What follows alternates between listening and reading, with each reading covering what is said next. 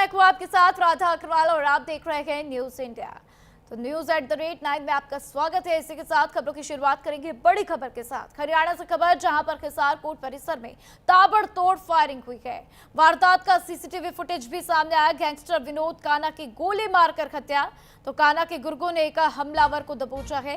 काना पर 32 से ज्यादा मुकदमे दर्ज थे। बदमाशों ने कोर्ट परिसर में 12 राउंड फायरिंग की है। तो देखिए किस तरीके से ये बड़ी खबर सामने आते हुए हरियाणा से, जहां पर कोर्ट परिसर में फायरिंग का मामला सामने आया, जिसमें काना पर 32 से ज्यादा मुकदमे दर्ज थे और उस पर फायरिंग हुई है। तो बदमाशों ने कोर्ट परिसर में 12 राउंड फायरिंग की, जिसके बाद से काना को मौत के घाट उतार दिया। वारदात का सीसीटीवी फुटेज भी सामने आया है। तो गैंगस्टर विनोद काना की गोली मारकर हत्या कर दी गई है। तो हरियाणा से खबर, जहां पर हिसार कोर्ट परिसर में ताबड़तोड़ फायरिंग हुई है और उसके बाद से ये तमाम जानकारियां सामने आते हुए घटना का सीसीटीवी फुटेज भी सामने आता हुआ आप देख रहे हैं। एक तरफ तस्वीर सीसीटीवी फुटेज में आपको देख सकते हैं किस तरीके से वहां पर पुलिस जो है आरोपी को दबोचती हुई, लेकिन काना ने गुर्गों के एक बदमाश को दबोच लिया है। तो काना पर 32 से ज्यादा मुकदमे दर्ज थे और उसके ऊपर फायरिंग हुई, उसको मौत के घाट उतारा गया है। तो वारदात का सीसीटीवी फुटेज भी सामने आता हुआ मौके पर पुलिस भी पहुंची हुई। ये तस्वीरें आप अपनी टीवी स्क्रीन पर देख रहे हैं। गैंगस्टर विनोद काना की गोली मारकर हत्या कर दी गई। हिसार कोर्ट परिसर में फायरिंग हुई है और वहां पर ताबड़तोड़ फायरिंग की गई, जिसमें गैंगस्टर काना को मौत के घाट उतारा गया। तो गैंगस्टर विनोद काना की गोली मारकर हत्या की गई है।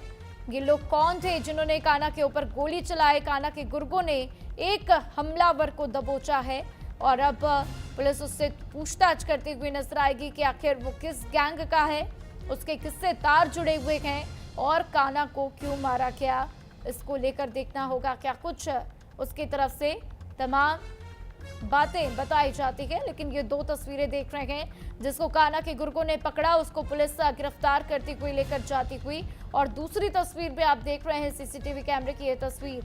तो ये दो तस्वीरें इस पूरे कृत्य को बयां करती हुई। देखिए जो दूसरी तस्वीर है उसमें देखा जा सकता है फायरिंग हुई है और कैसे वहां पर फायरिंग के बाद जो है उस परिसर में काना गिरता हुआ नजर आ रहा है। और काना के गिरने की तस्वीर है या एक आरोपी को दबोचने की तस्वीर है, ये क्लियर नहीं हो पा रहा।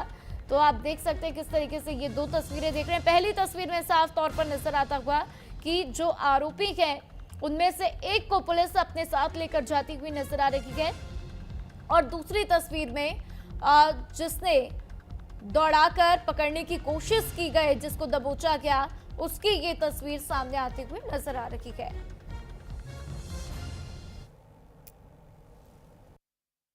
देखिए, आज लगभग 2:50 पे जो कोर्ट परिसर है, उसमें पार्किंग में जो है इस प्रकार की घटना के बारे में जानकारी मिली थी, जिसमें विनोद नामक व्यक्ति है, इनकी गोली लगी है और अभी तो ये हॉस्पिटल में हैं। प्रथम दृष्टया बताया गया है कि भई इनकी मृत्यु हुई है, लेकिन अभी जो ऑफ़िशियल डिक्लेरेशन है वो होना बाकी है और एक व्यक्ति को इसमें काबू किया गया है, इनसे वेपन भी रिकवर हुआ है और अभी काफ़ी जल्दी होगा कि इसके बारे में पूरी डिटेल्स के बारे में बताया जाए, क्या था, क्या कारण था। बट अभी प्रथम दृष्टया ये पता लगा है, जो अभी तक इन्वेस्टिगेशन हुई है, कि जिन व्यक्ति की मृत्यु हुई है, इनके खिलाफ लगभग 32 मुकदमे पहले के दर्ज हैं, जिसमें हत्या, लूट, डकैती, अन्य प्रकार के मुकदमे दर्ज हैं। और बाकी इन्वेस्टिगेशन में जैसे भी आता है कि जो वेपन था वो कहाँ से आया था या और कौन-कौन शामिल है, जो भी बातें हैं, वो आपको नियमानुसार बताई जाएँगी।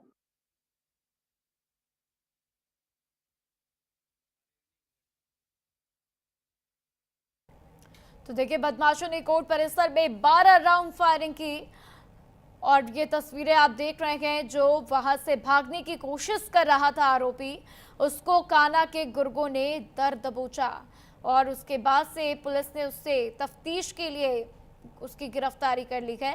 तो ये तस्वीरें सामने आती हुई गैंगस्टर विनोद काना की गोली मारकर हत्या कर दी गई है। बदमाशों ने कोर्ट परिसर में 12 राउंड फायरिंग की, जिसमें काना की मौत होती हुई।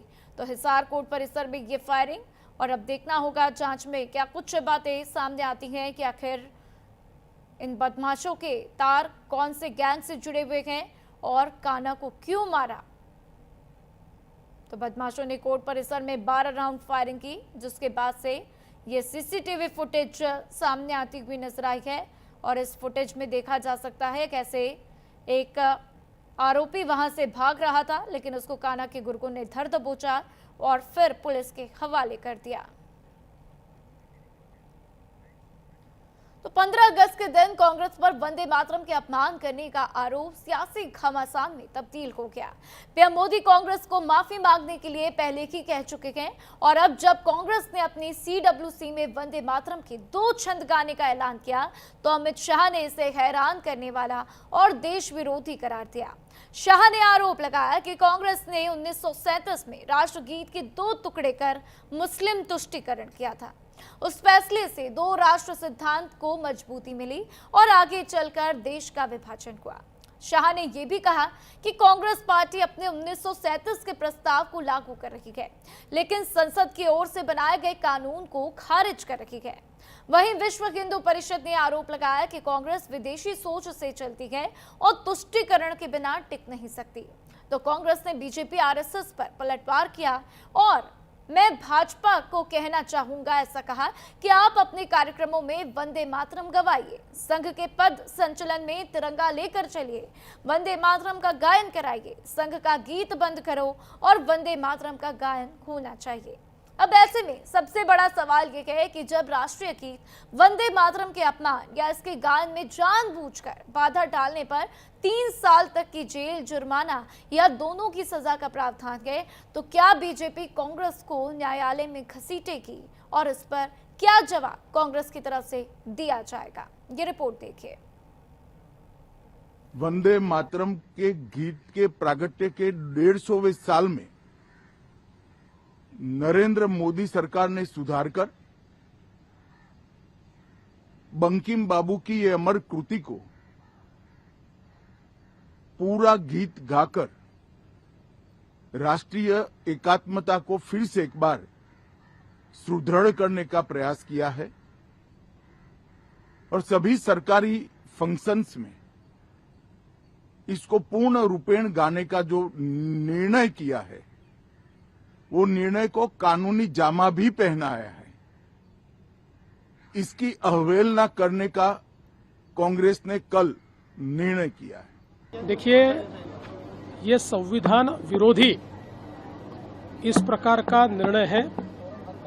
इसका कारण अब भारत में अंग्रेजों का राज नहीं है और भारत में स्वतंत्र भारत के संसद ने जो निर्णय लिया वो निर्णय संवैधानिक होता है और स्वतंत्र भारत के जो हमारी पार्लियामेंट है उसने लिए हुए निर्णय को हम नहीं मानेंगे, गुलामी की परंपरा को कायम रखेंगे।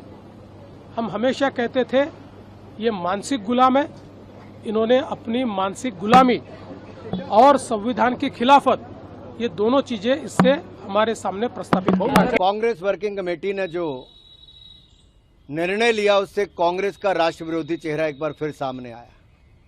देश ने फिर देखा कि कांग्रेस अपने आप को संसद से ऊपर मानती है, संविधान से ऊपर मानती है और वोट बैंक तुष्टीकरण की राजनीति के लिए एक बार फिर उनका चेहरा सामने आया है।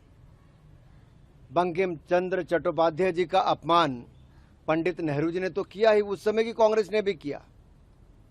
उस ऐतिहासिक भूल को सुधारने का अवसर मिला था, लेकिन एक बार फिर कांग्रेस ने दिखा दिया नहीं, उनको वोट ही जरूरी है, मुस्लिम तुष्टीकरण ही जरूरी है। देश बट गया, देश के 2 टुकड़े हो गए, लेकिन कांग्रेस को तो सत्ता तब भी चाहिए थी, कांग्रेस को सत्ता आज भी चाहिए। कांग्रेस के वरिष्ठ नेताओं के अंदर छुपा हुआ जिन्नाई जो जिन्न था वो निकला है। इनकी जो मुस्लिम लीगी सोच रही है वो अब उसका खुलासा हो गया है। संविधान हाथ में लेने से संविधान का सम्मान नहीं होता है, संविधान को जिया जाता है।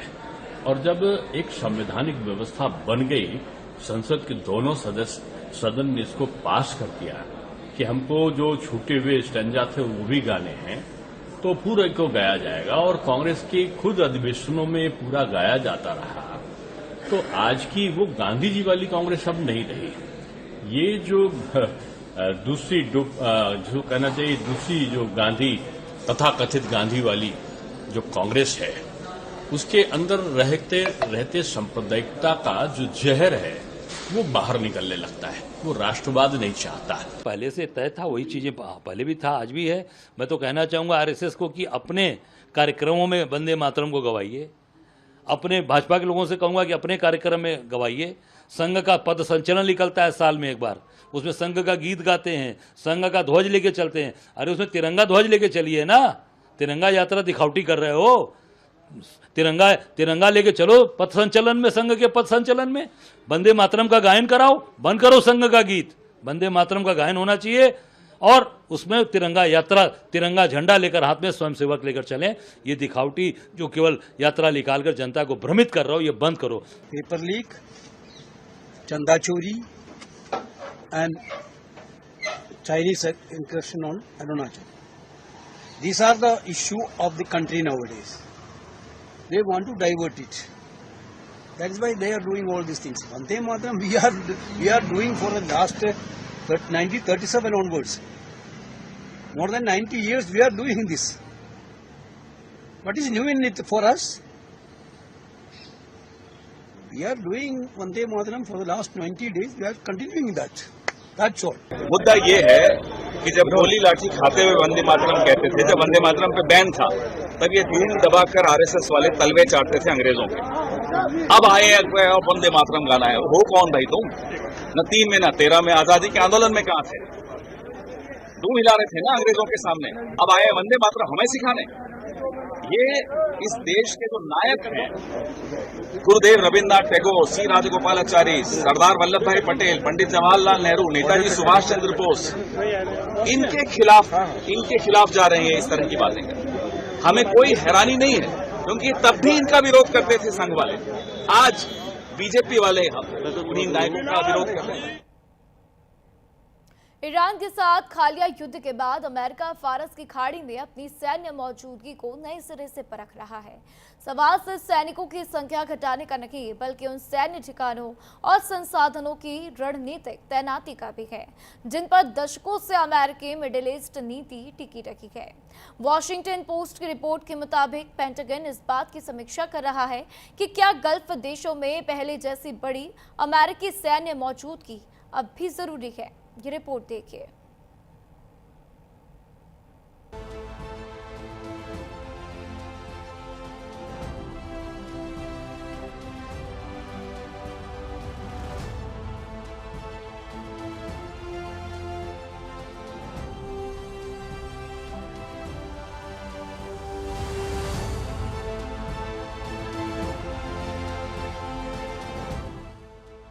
अमेरिका जॉर्डन से लेकर ओमान तक करीब 20 सैन्य ठिकानों पर लगभग 40,000 सैनिक तैनात रखा है। बहरीन में अमेरिकी नेवी के फिफ्थ फ्लीट का मुख्यालय है, जबकि कुवैत, कतर और यूएई में अमेरिका ने अहम सैन्य बेस बनाए हैं। इन्हीं ठिकानों के जरिए अमेरिका लंबे समय से मिडिल ईस्ट में सैन्य अभियान चलाता रहा है और अपने सहयोगी देशों की सुरक्षा में मदद करता रहा है। लेकिन ईरान के साथ युद्ध ने इस तैनाती की कीमत और जोखिम दोनों को सामने ला दिया। अमेरिकी अधिकारियों के मुताबिक ईरान के मिसाइल और ड्रोन हमलों में 200 से ज्यादा अमेरिकी सैन्य सुविधाएं क्षतिग्रस्त या तबाह हुई। मार्च में कुवैत के एक सैन्य ठिकाने पर हुए एक हमले में 6 अमेरिकी सैनिकों की मौत हो गई। पूरे युद्ध के दौरान 18 अमेरिकी सैनिकों की जान गई। ईरान के हमलों को रोकने के लिए अमेरिकी सेना को 1000 से ज्यादा एयर डिफेंस इंटरसेप्टर मिसाइलें दागनी पड़ी। इससे पैट्रियट और एयर डिफेंस सिस्टम के मिसाइल भंडार पर भी दबाव बढ़ा। ऐसे में अमेरिकी रणनीतिकारों के सामने सवाल है कि अगर भविष्य में इसी तरह के हमले दोबारा होते हैं तो क्या मौजूदा सैन्य ढांचा उन्हें झेल पाएगा। यही वजह है कि पेंटागन, जॉइंट स्टाफ और अमेरिकी सेंट्रल कमांड मिलकर युद्ध के बाद मिडिल ईस्ट में अमेरिकी तैनाती का नया मॉडल तैयार करने पर विचार कर रहे हैं कि गल्फ के कुछ हिस्सों से सैनिकों और सैन्य उपकरणों को ज्यादा सुरक्षित माने जाने वाले इलाकों में शिफ्ट किया जाए। इनमें जॉर्डन, इजराइल और सऊदी अरब का रेड सी तट शामिल है। एक प्रस्ताव में कुवैत समेत कुछ गल्फ देशों से सैनिकों और सैन्य उपकरणों को इजराइल के ओवदा एयरबेस भेजने की बात भी सामने आई है। तेल और गैस की सप्लाई सुरक्षित रखने के लिए ईरान की गतिविधियों पर नजर रखने के लिए सऊदी अरब, यूएई, कुवैत, अमेरिका के रणनीतिक साझेदार। अमेरिकी सैन्य ठिकानों के इन देशों की सुरक्षा व्यवस्था का अहम हिस्सा है।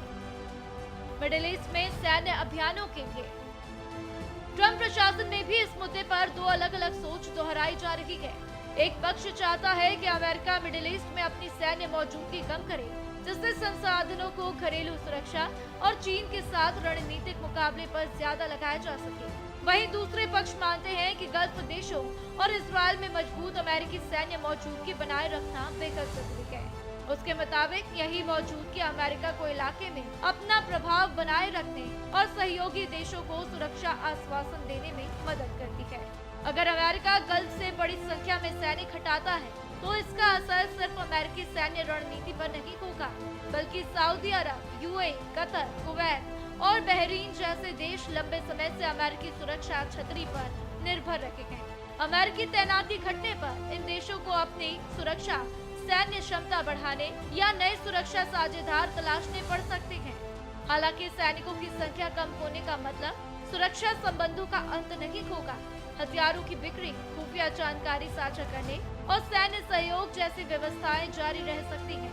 पेंटागन के अनुमान के मुताबिक सितंबर के अंत तक ईरान युद्ध पर अमेरिका का खर्च 37.5 अरब डॉलर तक पहुंच सकता है। इसमें क्षतिग्रस्त सैन्य ठिकानों की दोबारा मरम्मत का खर्च शामिल नहीं है। इसलिए अमेरिका के सामने अब सिर्फ ये सवाल नहीं है कि टूटे हुए ठिकानों को फिर से बनाया जाए या नहीं। बड़ा सवाल ये है कि क्या उसे उसी जगह और उसी क्षमता के साथ बनाया जाए या फिर अमेरिकी सैन्य ढांचों को ही नए सिरे से व्यवस्थित किया जाए। सवाल सिर्फ इतना नहीं है अमेरिका अपने सैनिक और सैन्य संसाधन गल्फ से हटाता है या नहीं। असली सवाल ये है कि इस बदलाव के बाद मिडिल ईस्ट में सुरक्षा की नई तस्वीर कैसी होगी। क्या अमेरिका अपनी मौजूदगी कम करके सहयोगियों को ज्यादा जिम्मेदारी देगा या यह कदम क्षेत्रीय ताकतों के लिए एक रणनीतिक मौका खोलेगा। ईरान युद्ध के बाद गल्फ से उठने वाला हर अमेरिकी कदम आने वाले सालों में शक्ति संतुलन का संकेत बन सकता है। और अब पूरी दुनिया की नजर इसी बात पर है कि वॉशिंगटन पीछे हटता है, अपनी रणनीति बदलता है या मिडिल ईस्ट में अपनी मौजूदगी की नई शुरुआत करता है। Bureau report, news India.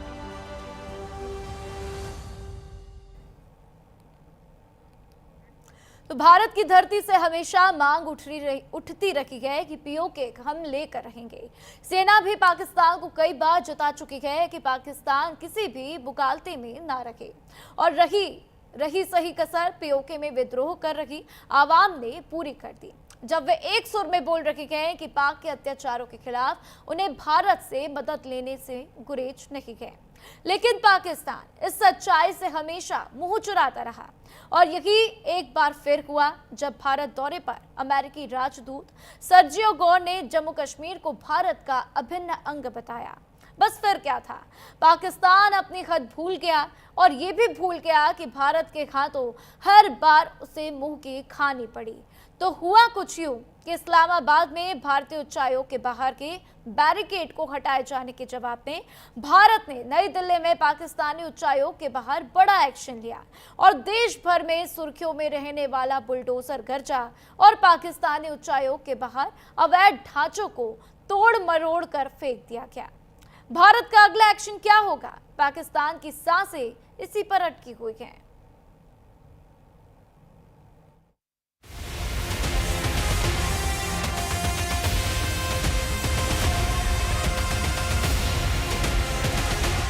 Bharat में अमेरिकी राजदूत सर्जियो गौर के जम्मू कश्मीर को भारत का महत्वपूर्ण हिस्सा बताए जाने के बाद पाकिस्तान बौखला गया और यह भूल गया कि नए दौर का भारत ईंट का जवाब पत्थर से देता है। आतंकवाद का जवाब आतंकियों को जहन्नुम पहुंचा कर देता है। अंतर्राष्ट्रीय स्तर पर पाक की मौजूदगी को भी इग्नोर करता है। बावजूद इसके पाकिस्तान ने वो हिमाकत की जिसका जवाब भारत सरकार ने पाक हाई कमीशन के बाहर बुलडोजर चलवा कर किया। तस्वीरें बयां कर रही हैं कि पाकिस्तान को भारत ने एक बार फिर धूल फेंकने पर मजबूर कर दिया है। दरअसल जम्मू कश्मीर के दौरे पर पहुंचे अमेरिकी राजदूत सर्जियो गौर ने कहा, यहाँ आकर खुशी हो रही है, यह भारत का महत्वपूर्ण हिस्सा है। मैं यहाँ पहली बार आया हूँ, ये बेहद खूबसूरत जगह है। गौर के बयान से भड़के पाकिस्तान ने कहा कि वो जम्मू कश्मीर को भारत का हिस्सा बताए जाने की कड़ी निंदा करता है और इसे स्पष्ट रूप से खारिज करता है।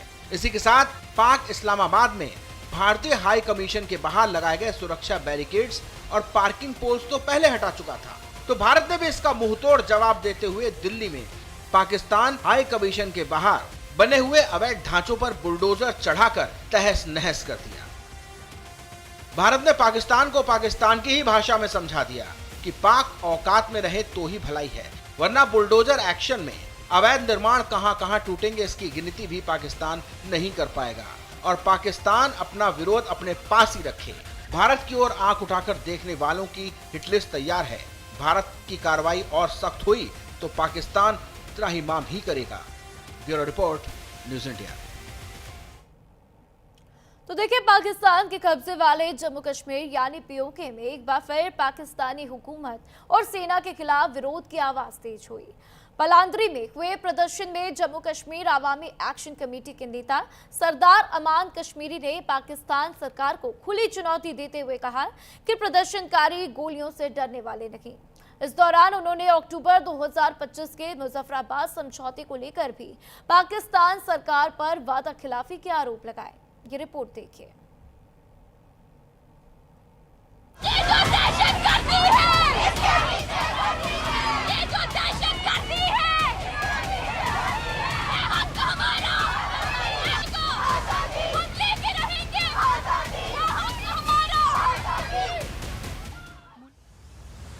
पीओके में पाकिस्तान सरकार और सेना के खिलाफ नाराजगी एक बार फिर सड़कों पर दिखाई दी।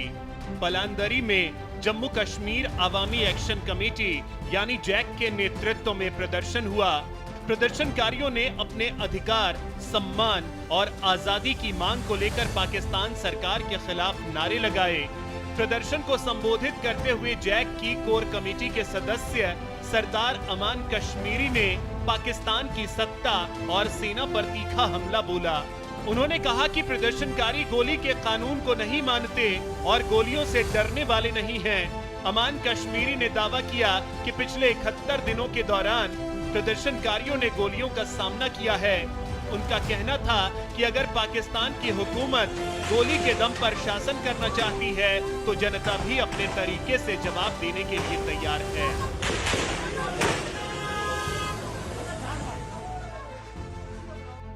हम इस गोली के कानून को नहीं मानते, हम इस गोली के कानून को नहीं मानते। और अगर किसी को बहुत शौक है गोलियां चलाने का, बहुत शौक है, इन 71 दिनों में हमने अपने सीने तुम्हारे सामने पेश करके बताए कि हम इन गोलियों से नहीं डरते। अगर तुम गोलियों की हुक्मरानी चाहते हो तो फिर अवाम भी गोलियां इकट्ठी करेगी, इंशाअल्लाह ताला अवाम भी करेगी। सियासी है, ये भेड़ बकरियां नहीं है। 21वीं सदी है, 2026 है। ये वो ऐद नहीं है, ये वो ऐद बिल्कुल नहीं है, ये वो ऐद नहीं है। और इस ऐद के अंदर अवाम आपके दोहरे कानून को और दोहरे मेयार को कबूल नहीं करेंगे। इस दौरान उन्होंने अक्टूबर 2025 के मुजफ्फराबाद दौरे का भी जिक्र किया। अमान कश्मीरी के मुताबिक पाकिस्तान सरकार ने प्रदर्शनकारियों की मांगे मानने का भरोसा दिया था, लेकिन बाद में समझौते को लागू नहीं किया गया। उन्होंने आरोप लगाया कि इसके बाद निहत्थे कश्मीरियों की बड़ी संख्या में मौत हुई। अमान कश्मीरी ने पाकिस्तान के कश्मीर को लेकर किए जाने वाले दावों पर भी सवाल उठाए। उन्होंने पूछा कि अगर पाकिस्तान कश्मीरियों के अधिकारों की बात करता है तो कश्मीर घाटी में पिछले दशकों की घटनाओं पर उसका जवाब क्या है। इतना ही नहीं, सरदार अमान कश्मीरी ने पाकिस्तानी सेना पर निशाना साधते हुए उन्होंने पूर्व सेना प्रमुख जनरल कमर जावेद बाजवा के साल 2019 के बयान का भी हवाला दिया। अमान कश्मीरी ने दावा किया कि बाजवा ने भारत के साथ युद्ध को लेकर पाकिस्तान की सैन्य क्षमता पर सवाल उठाए थे। पलांदरी का यह प्रदर्शन पीओके में लगातार बढ़ते असंतोष की एक और तस्वीर के तौर पर सामने आया है। अधिकारों, आर्थिक मुद्दों और राजनीतिक मांगों को लेकर विरोध प्रदर्शन पाकिस्तान सरकार के लिए चुनौती बनते जा रहे हैं। पीओके में पलांदरी का यह प्रदर्शन साफ संकेत दे रहा है कि पाकिस्तान सरकार और सेना के खिलाफ असंतोष लगातार गहराता जा रहा है। अधिकारों, आर्थिक समस्याओं और राजनीतिक मांगों को लेकर उठ रही ये आवाजें अब पाकिस्तान के लिए बड़ी चुनौती बनती जा रही हैं। वहीं अक्टूबर 2025 के मुजफ्फराबाद समझौते को लागू करने को लेकर उठ रहे सवालों ने सरकार की मुश्किलें बढ़ा दी हैं। अब देखना होगा कि पाकिस्तान इन बढ़ते विरोध प्रदर्शनों को दबाने की कोशिश करता है या बातचीत के जरिए इस असंतोष का समाधान निकालता है। Bureau report, news India. और फिलहाल रुकेंगे एक ब्रेक के लिए, देखते रहिए न्यूज़ इंडिया।